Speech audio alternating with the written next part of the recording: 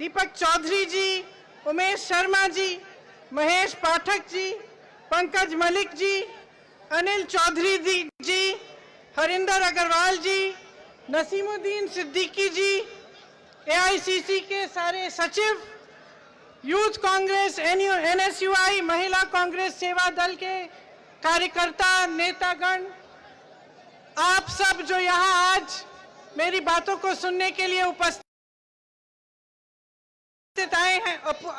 हुए हैं, आप सबको बहुत बहुत धन्यवाद और आप सबका बहुत बहुत स्वागत।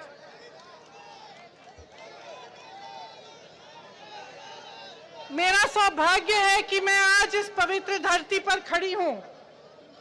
एक बार मेरे साथ बोलिए, बांके बिहारी महाराज की जय, गिरिराज महाराज की जय, जमुना मैया की जय।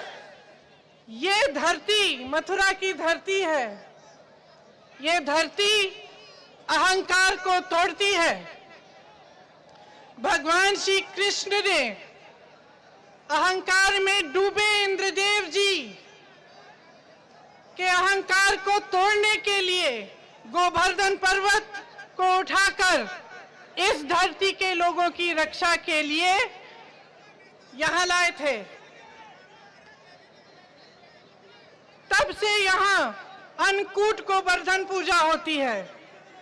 आज भाजपा सरकार ने भी अन्नदाता के लिए अहंकार पाल लिया है। देश के लाखों किसानों जिन्होंने इस देश की जमीन को सींचा, जिन्होंने इस देश को जीवित रखा है, जिन्होंने इस देश की सीमा पर अपने बेटों को आपके लिए, हमारी सुरक्षा के लिए शहीद होने भेजा, आज वो किसान सड़क पर बैठा है। 90 दिनों से देश की राजधानी की बॉर्डर पर अपने अधिकारों की लड़ाई वो किसान लड़ रहा है। 215 किसान शहीद हुए। 90 दिनों से अपने अधिकारों की मांग करते हुए सड़क पर बैठे रहे। इस सरकार ने बिजली काटी, पानी बंद किया, मारपीट कराई, उन्हें प्रताड़ित किया, लेकिन उनकी बात नहीं सुनी, उनकी सुनवाई नहीं की।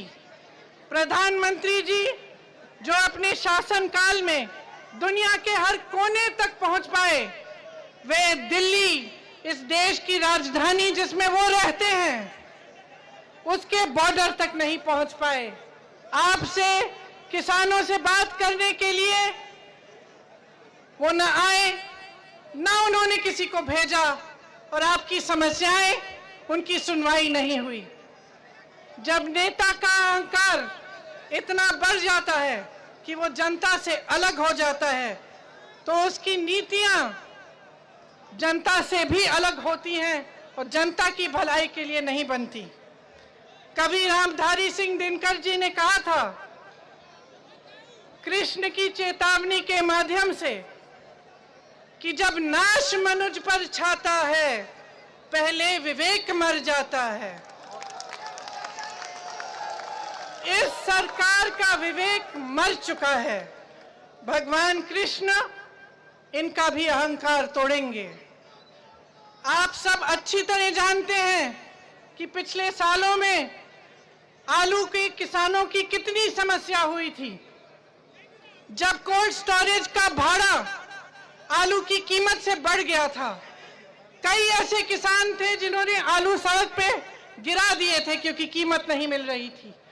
तब से आज तक क्या परिवर्तन आया है? जिस सरकार ने आपको तमाम वादे किए थे कि आपकी आमदनी दुगनी होगी, आपको बकाया मिलेगा गन्ना का, उसने आपके लिए कुछ नहीं किया। आप सब जानते हैं कि गन्ने का बकाया 15,000 करोड़ रुपए है। आज पूरे देश भर का बकाया है ये। इसी प्रधानमंत्री ने अपने लिए 2 हवाई जहाज खरीदे हैं। उन 2 हवाई जहाजों की कीमत 16,000 करोड़ रुपए है। आपके बकाये की कीमत 15,000 करोड़ रुपए है। आपको बकाया नहीं मिला, लेकिन प्रधानमंत्री जी ने अपने लिए 2 हवाई जहाज खरीदे। ये उनकी नीयत है। समझ लीजिए, गन्ने के दाम वही के वही हैं, पेट्रोल डीजल के दाम बढ़ते चले जा रहे हैं, आज बिजली के दाम बढ़ते चले जा रहे हैं, स्मार्ट मीटर से लूट हो रही है, रसोई गैस की कीमत बढ़ती चली जा रही है, डीएपी के दाम बढ़ गए हैं, ओलावृष्टि हुई। आपको क्या मुआवजा मिला? बताइए, मुआवजा मिला? ओलावृष्टि हुई, तमाम आपकी जो उपज है खराब हुई, आपको मुआवजा नहीं मिला। धान, बाजरा और गेहूं के सही दाम आपको नहीं मिलते। गौशालाओं का बुरा हाल है। आवारा पशुओं से आप एकदम प्रताड़ित। कि जो किसान है रात भर अपनी खेती में रहता है, किसान अपनी खेती को बचाने के लिए पशुओं से, और दिन भर धूप में काम करता है। इस सरकार ने आपको बहुत वादे किए, लेकिन आज भी आप उसी तरह प्रताड़ित हैं जैसे आप 2019 के चुनाव से पहले थे। ब्रज क्षेत्र की गौशालाओं का केंद्र है, यहां पर गौशालाएं किस स्थिति में है आप जानते हैं। चाहे हाथरस में हो, चाहे यहां हो, चाहे बुंदेलखंड में, तमाम वीडियो निकले जहां पे गौवंश की स्थिति दिखी। न चारा मिल रहा था, न पानी, अन्य जानवर उनको चबा रहे थे, उनको काट रहे थे, पड़े रहे थे जानवर धूप में, कोई मदद के लिए नहीं आया। इस तरह से चल रही हैं गौशालाएं। इस सरकार ने गौशालाओं के नाम पर लगभग 200 करोड़ आवंटित किए हैं। 200 करोड़ आवंटित किए हैं, लेकिन गौशाला में नहीं डले वो पैसे। मैं पूछना चाहती हूं कि कहां गए वो पैसे? अभी हाल में आगरा के गौवंशों में मृत्यु हुई। मथुरा राधा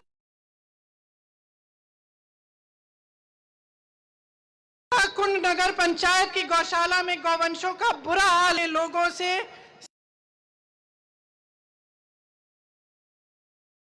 सीख लेना चाहिए कि कैसे खुद के त्याग से गायों का पालन पोषण होता है, लेकिन स्थिति बहुत दर्दनाक है। ये मतलब है कि आज किसान पूरी तरह से प्रताड़ित है, हर तरफ से उस पर वार हो रहा है। और इस बीच सरकार ने अपने महान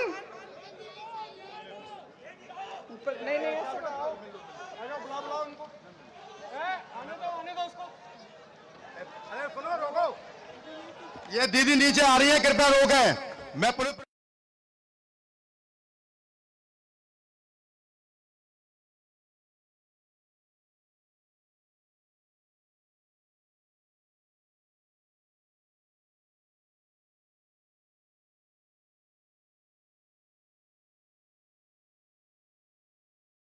साधु महाराज आप इधर आइए, आ जाइए प्लीज। महाराज जय हो, जय जय जय। बैठ, आप बैठ जाए, बैठ बैठ बैठ। सभी लोग बैठ जाएं प्लीज। जी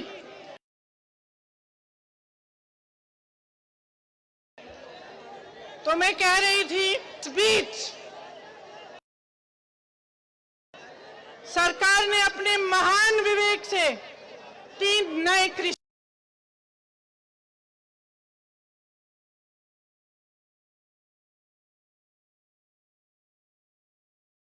कानून बड़े खरबपतियों को जमाखोरी की पूरी तरह से छूट देता है।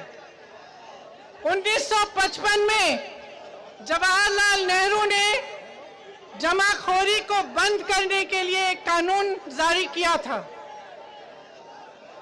तब से आज तक उस कानून के तहत जमाखोरों पर रोक होती है। आज सरकार ने जमाखोरी पर पूरी तरह से छूट कर दी है। दूसरा कानून प्राइवेट मंडियों को चलाने का कानून है। जबकि प्राइवेट मंडियों को इजाजत मिली है मंडियों की तरह काम कर सकती हैं, लेकिन प्राइवेट मंडियों में टैक्स नहीं लिया जाएगा।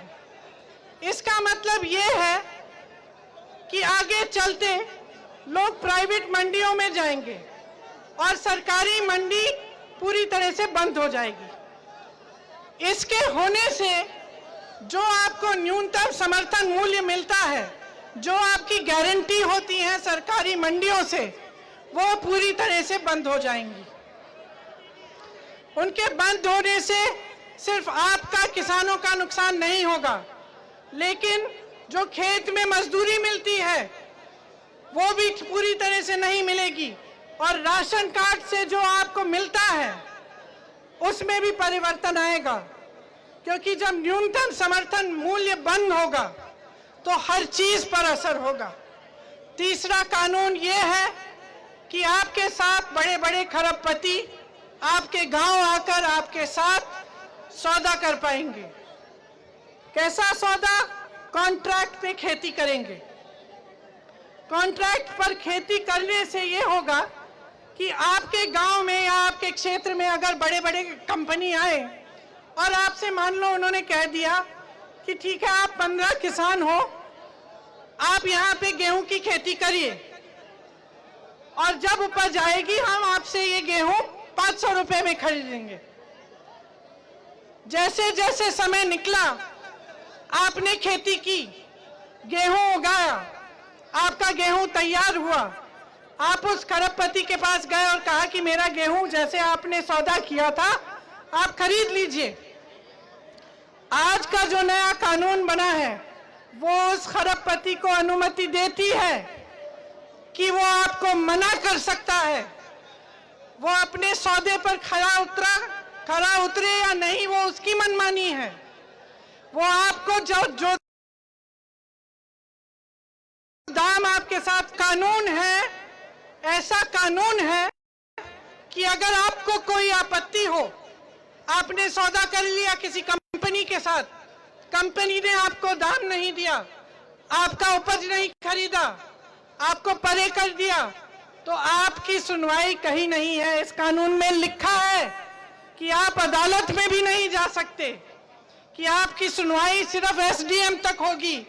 आप मुझे बताइए, एक तरफ आप, दूसरी तरफ बड़े बड़े खरबपति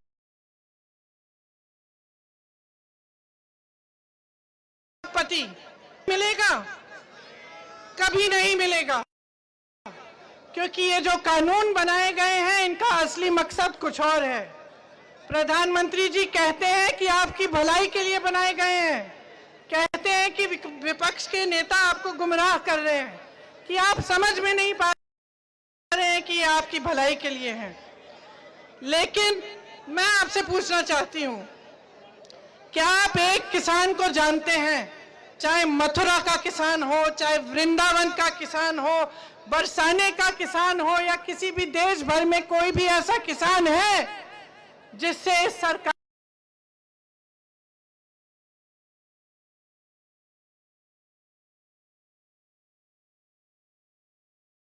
ने पूछा? मुझे बता सकते हैं, लेकिन नहीं मिलेगा आपको, क्योंकि ये कानून किसी किसान ने नहीं बनाए हैं, किसी नोटों की खेती करने वाले ने इन कानूनों को बनाया है। गेहूं, धान, बाजरा, गन्ना, मक्के, सब्जियों की खेती करने वाले ने नहीं बनाया ये कानून। ये कानून नोटों की खेती करने वालों ने बनाया है, और ये कानून उन्हीं के लिए बना है। ये कानून सिर्फ उन अरबपतियों के लिए बना है। आपने देखा होगा, कुछ दिनों पहले बजट थी संसद में। इस बार इस बजट में हवाई अड्डे, बंदरगाह, LIC, air India, Bharat petroleum सब बिक रहे हैं।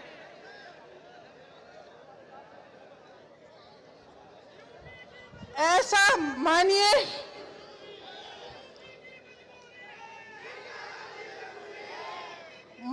कि भाजपा सरकार ने बेचने की ऐसी भांग डाली है कि कल को कुछ नहीं पता। आप गोवर्धन पर्वत को संभाल के रखिए, कल को कुछ नहीं पता, इसी को न बेचने की कोशिश करें। इनके शासन काल में डीजल पेट्रोल पर टैक्स से केंद्र ने 21,50,000 करोड़ रुपए इकट्ठे किए हैं। अपने खरबपति मित्रों का 8 लाख करोड़ कर्जा माफ किया है, एक भी किसान का कर्जा माफ नहीं किया। अपने मित्रों के लाखों करोड़ कर्जे माफ हो गए हैं, आपका एक भी रुपया माफ नहीं हुआ। फसल बीमा के नाम पर आपसे खरबपति मित्रों ने, उनके खरबपति मित्रों ने 26,000 करोड़ रुपए कमाए हैं, 26,000 करोड़ रुपए कमाए हैं, और आप इस तरह भटक रहे हैं सड़कों पे। आपकी कोई सुनवाई नहीं है, आप अपने अधिकारों की लड़ाई लड़ रहे हैं और आपका मजाक उड़ाया जा रहा है, आपका अपमान किया जा रहा है। मुझे समझ में नहीं आता कि प्रधानमंत्री मोदी जी को किसानों से कौन सी दुश्मनी है। समझ में नहीं आता कि जब आपने ही उनको प्रधानमंत्री बनाया, जब आपके वोटों के बल पर उन्हें सत्ता मिली, तब आपको इस तरह से वो क्यों ठुकरा रहे हैं, आपको बर्बाद क्यों कर रहे हैं। आपने देखा होगा, आपकी समस्याओं को सुनने के बजाय, आपके दुख दर्द को बांटने के बजाय, उन्होंने भरे संसद में खड़े होकर आपका अपमान किया है, आपकी बेइज्जती की है। आप खुददार लोग हैं, मैं जानती हूं। आपको इन्होंने आंदोलन जीवी, परिजीवी कहा, इनके मंत्रियों ने तरह तरह के नाम बुलाए, आपको देशद्रोही बोला, आपको आतंकवादी बोला। जब मेरे भाई राहुल गांधी ने संसद में 215 शहीद किसानों के लिए 2 मिनट का मौन मांगा, तो सारा विपक्ष खड़ा हुआ, एक एक सांसद खड़ा हुआ, लेकिन इस सरकार का एक सांसद खड़ा नहीं हुआ, अपनी जगह बैठा रहा। यही आदर है आपके लिए, इतना आदर करते हैं आपका कि 2 मिनट के मौन के लिए भी आपके लिए खड़े नहीं हो पाए। रोज इनके नेता मीडिया पर आकर आपके बारे में अपशब्द कहते हैं, लेकिन भाइयों और बहनों, दुनिया का हजारों साल पुराना इतिहास कहता है, उसने बार बार दिखाया है कि जनता जनार्दन है। जनता अहंकारी सरकार को हमेशा सबक सिखाती है। आज वो समय आ गया है कि सच्चाई आपके सामने है। जो भी आपको चुनाव के समय कहते हैं, जितने वादे आपको किए हैं, वे सारे झूठ निकले।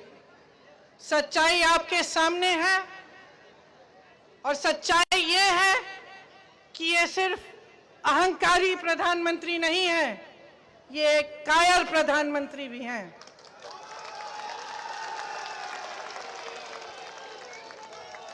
क्योंकि जैसे ही इनकी नीतियों पर और इनके निर्णयों पर सवाल उठता है, एकदम पीछे हटते हैं, जिम्मेदारी नहीं लेते। एकदम पीछे हटकर किसको दोषी ठहराते हैं? पिछली सरकारों को। ये कायरता है इनकी। निर्णय लिया है, जिम्मेदारी लो। जनता को निर्णय पसंद नहीं है, जिम्मेदारी लो और निर्णय को बदलो। जनता की बात को स्वीकार करो। ये हिम्मत नहीं है इनमें। इनमें अहंकार है और पूरी तरह से कायर हैं।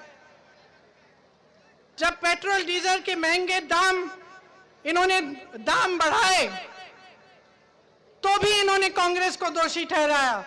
कहा कि हमें इसलिए बढ़ाने पड़ रहे हैं क्योंकि इन्होंने पहले नहीं बढ़ाए। ये कौन सी बात हुई? मैं उनसे कहना चाहती हूं, शुक्र करिए कि पिछली सरकारों ने कुछ बनाया। आपने तो कुछ बनाया नहीं है।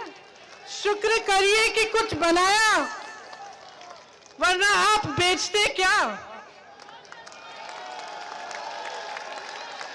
पूरे देश को बेच डाला, बड़े बड़े उद्योग बेच डाले। किसने बनाए थे वो उद्योग?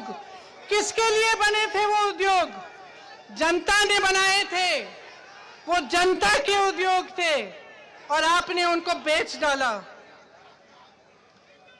मैं पूछना चाहती हूं कि नोटबंदी, जीएसटी, उसके सिवाय आपकी सरकार ने क्या बनाया? उद्योगपतियों की कमर, छोटे उद्योगपतियों की कमर तोड़ने वाले कानून किसने बनाए? लॉकडाउन के समय जब लाखों लोग तंग होकर, परेशान होकर अपने गांव के लिए पैदल चले, तो आपकी सरकार ने कौन सी सुविधा बनाई उनके लिए? कौन सा साधन दिया उन्हें कि वो घर पहुंच सकते थे? क्या बनाया है आपने? शायद मोदी जी की सबसे बड़ी उपलब्धि यही है कि बहुत निष्ठा से, बहुत समर्पण से आपने अपने खरबपति मित्रों को खूब मजबूत बनाया है। लेकिन ये देश देख रहा है, ये सब कुछ बेच देने वाली सरकार को ये देश देख रहा है और आज इस देश की आवाज इसके खिलाफ उठ रही है। किसान अपने अधिकारों के लिए संघर्ष कर रहा है, जी जान से लड़ रहा है। खेती के काले कानून जब तक रद्द नहीं किए जाएंगे तब तक लड़ते रहेगा और मैं आपसे ये कहने आई हूं कि जब तक आप लड़ते रहोगे तब तक मैं लड़ती रहूंगी। जब तक आप लड़ते रहोगे तब तक कांग्रेस पार्टी आपके साथ खड़ी रहेगी, आपके संघर्ष में शामिल होगी, आपके हर दुख में शामिल होगी, आपके हर दर्द में शामिल होगी। और जैसे ही हमारी सरकार आएगी, इन कानूनों को सबसे पहले रद्द किया जाएगा।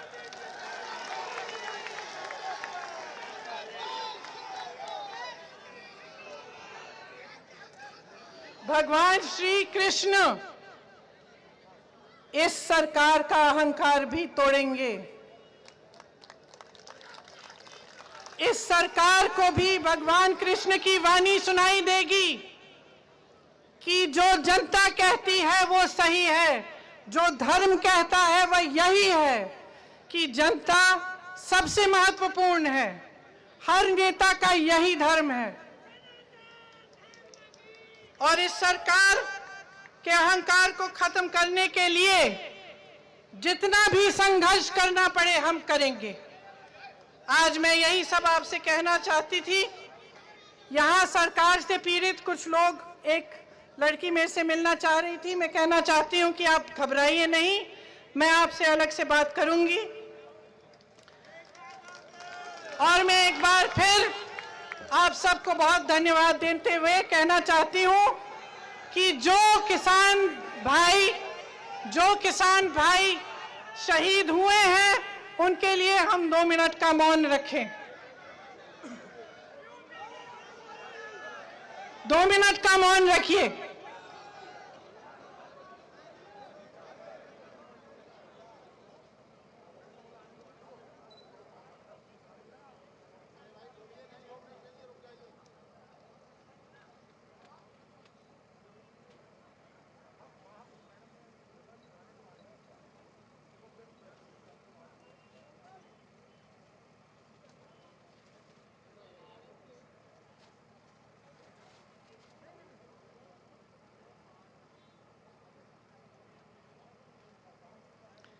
धन्यवाद। जय जवान, जय जवान, जय जवान, जय हिंद। बहुत बहुत धन्यवाद। मैं अपील करूंगा सारे नेतागण से, सभी लोग बैठ जाएं, कृपया सभी लोग बैठ जाएं। प्रदीप माथुर जी और महेश पाठक जी,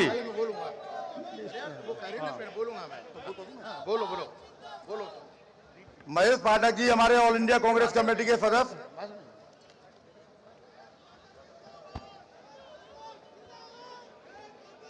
मथुरा की ब्रजभूमि में मैं हमारी महासचिव और बहन प्रियंका गांधी का बहुत अभिनंदन करता हूं। मैं ज़्यादा भाषण दूंगा नहीं क्योंकि मुझे धन्यवाद के लिए बुलाया है, परंतु मैं 2 बातों के तरफ जरूर बहन का ध्यान लाना चाहूँगा। हुड्डा जी ने कहा कि 207 किसानों की मौत हुई। मैं चाहता हूं किसान संगठनों से बात करके उनका एक स्मारक बनाया जाए, जो कम से कम ये याद रहे कि मोदी सरकार में भी अंग्रेजों की तरह ही अत्याचार हुए। दूसरा मेरा अनुरोध यह है कि इसको हम किसानों को 1-1 रुपए का